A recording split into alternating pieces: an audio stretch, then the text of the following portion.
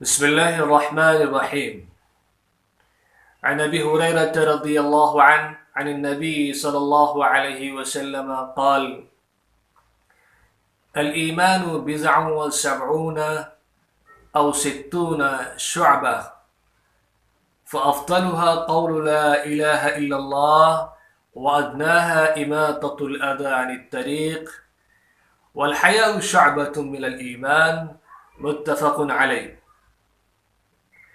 حضرت ابو ہریرہ رضی اللہ عنہ سے روایت ہے کہ نبی اکرم صلی اللہ علیہ وسلم نے ارشاد فرمایا، ایمان کے 70 سے زیادہ حصے اور شعبے ہیں، اور ایک روایت میں ہے کہ 60 سے زیادہ، اور سب سے افضل اس کا حصہ لا الہ الا اللہ کہنا ہے، اور اس کا ادنا شعبہ راستے سے تکلیف دہ چیزوں کو ہٹانا ہے۔ حیا اس کا اہم شعبہ اور اہم حصہ ہے۔ حضرات، نبی اکرم صلی اللہ علیہ وسلم نے مختلف احادیث میں اللہ کی باتیں اور اپنی سنتیں بیان کی ہیں۔ اس حدیث میں اللہ کے رسول صلی اللہ علیہ وسلم نے ایمان کے حصے اور اس کے شعبوں کا تذکرہ کیا ہے۔ آپ نے فرمایا 70 یا 60 سے زیادہ اس کے حصے اور شعبے ہیں۔ 70 کا لفظ قرآن میں اور حدیث میں جگہ جگہ استعمال ہوتا ہے۔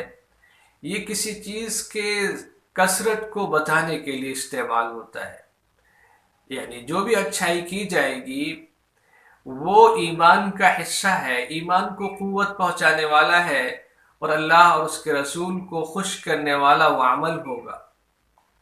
اللہ کے رسول صلی اللہ علیہ وسلم نے دوسری احادیث میں ان کی تفصیل بھی بتائی ہے کہ نوافل کا ادا کرنا، لا الہ الا اللہ کہنا، الحمدللہ کہنا، یہ ساری چیزیں ایمان کو قوت پہنچاتی ہیں اور انسان کو اللہ سے قریب کرتی ہیں۔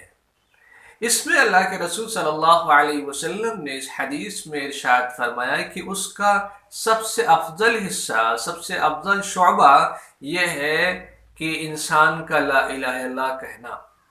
سب سے پہلی بات تو یہ کہ انسان کلمے کا اقرار کرے، دل سے اس کو مانے، اور عمل سے اس پر عمل کرنے کی کوشش کرے، کیونکہ جب وہ کہے گا کہ اللہ کے سوا کوئی معبود نہیں تو وہ شرک سے بچے گا اور اللہ کا وفادار ہوگا، مخلص ہوگا۔ اس کے ساتھ ساتھ اگر مومن اور مسلم ہو گیا تو پھر اس کلمے کا ورد بھی اس کے اندر نور پیدا کرے گا۔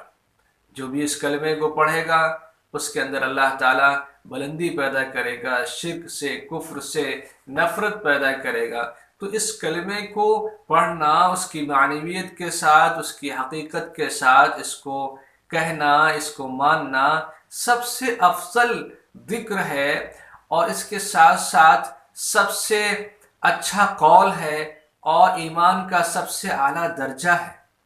اس کے ساتھ ساتھ اللہ کے رسول صلی اللہ علیہ وسلم نے یہ بات ارشاد فرمائی، اماطۃ الاذی عن الطریق، راستے سے تکلیف دہ چیزوں کو ہٹانا۔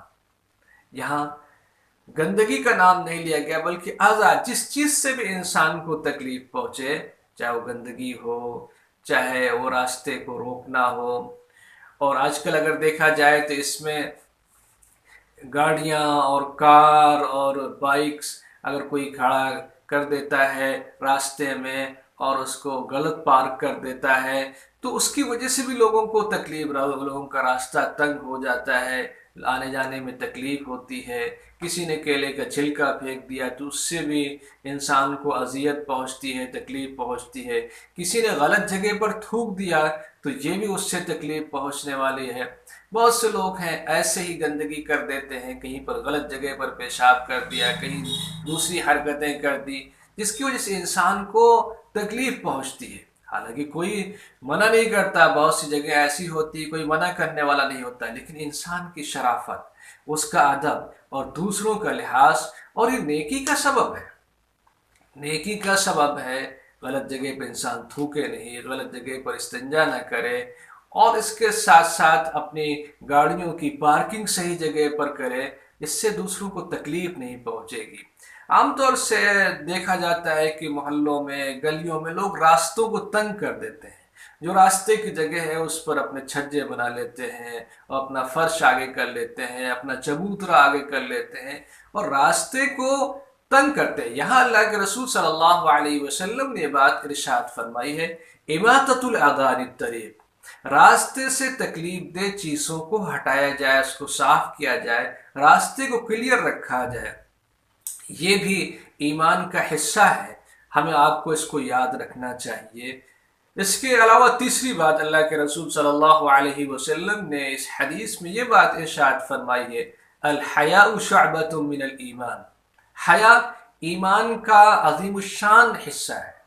یہ تو بہت سے حصے ہیں، 70 سے زیادہ، اور بہت سے حدیث میں ان کی تفصیلات آئی ہے۔ آپ نے الگ سے حیا کا تذکرہ کیا کہ حیا ایمان کا بہترین اور عظیم الشان حصہ ہے، یعنی حیا کا خاص خیال رکھا جائے۔ کوئی باحیا ہے، کسی کے اندر حیا ہے، تو اس کو یہ نہیں سمجھا جانا چاہیے کہ وہ کمزوری ہے، بلکہ وہ ایمان سے قریب کرنے والی چیزیں ہیں، کیونکہ جس کے اندر حیا ہوتی ہے وہ برا کام کرنے سے بچتا ہے، برائی سے بچتا ہے، بری جگہوں کو بیٹھنے سے بچتا ہے، اور اس کی حیا اور اس کے اندر جو ایک قوت ہے وہ برائیوں سے کے کرنے سے اسے روکتی ہے۔ لہذا ایمان جس طرح روکتا ہے، اسی طریقے سے حیا کیونکہ اس کا حصہ ہے، اس لیے حیا سے بھی انسان برائیوں سے رک جاتا ہے۔ لہذا باحیا شخص کو بہت برا بھلا نہیں کہنا چاہیے کہ صاحب یہ بہت ہی حیادار انسان ہے۔ اس کے علاوہ ایک وہ چیز ہوتی ہے، غلط قسم کی حیا ہوتی ہے۔ بہت سے لوگ ہوتے ہیں وہ یہ کہتے ہیں کہ مجھ کو نماز پڑھتے ہوئے شرم آتی ہے، مثلا کسی پبلک پلیس پر یا ایسی جگہ پر جہاں پر انہیں تو کوئی دیکھ رہا ہے، کوئی کہہ کہ بھائی مجھے تو اچھا نہیں لگتا، اس لیے تو وہ حیا نہیں ہے، یہ غلط قسم کی چیز ہے۔ غلط قسم کی جو حیا کا تصور ہے اس کو مٹانا ہے، اور جو ایمانی حیا ہے اس کو اختیار کرنے کی کوشش کرنا چاہیے۔ بہت سے لوگ کہتے ہیں کہ مجھے داڑھی رکھتے ہوئے شرم آتی ہے، یہ اصلی حیا نہیں ہے، بلکہ یہ نقلی حیا ہے، اور یہ مطلوب نہیں ہے، بلکہ وہ حیا جو انسان کو اسلام پر عمل کرنے پر آمادہ کرے اور برائیوں سے روکے، وہ ایمان کا حصہ ہے۔ اللہ تعالی ہمیں اور آپ کو ان چیزوں کو اختیار کرنے، اور جو چیزیں بھی ایمان کو تقویت پہنچاتی ہیں ان کو اختیار کرنے کی توفیق عطا فرمائے۔